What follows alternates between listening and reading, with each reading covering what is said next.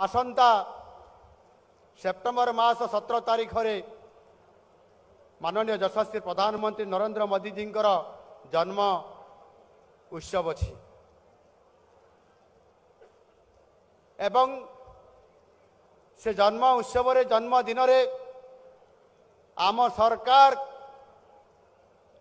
निष्पत्ति नहीं जहाँ आमर प्रथम दिनर कैबिनेट बैठक तृतीय प्रस्ताव थिला सुभद्रा योजना को लागू करने जहाँ आम संकल्प पत्र स्थान पाई ए संकल्प पत्र आधार करके सरकार ताकू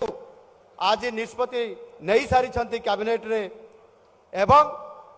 सरकार दायित्व नबार 100 दिन भितरे तांकर जो 100 दिनिया कार्यक्रम कार्यखसटा रखिछंती से सुभद्रा योजना को प्राधान्य दिया जाई कैबिनेट रो 3 नंबर प्रस्ताव रे पारित करा जाई ताहा वर्तमान जो आम निर्देश दिया जाइए विभाग को ड्राफ्टिंग स्तर रे अछि आगामी प्रधानमंत्री जी जन्म उत्सव रे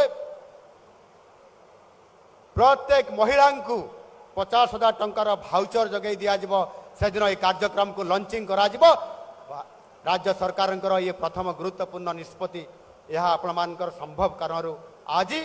आम संकल्प पत्र जो प्रथम गुरुत्वपूर्ण दाबी अच्छी पूरण होगापी जाऊँगी।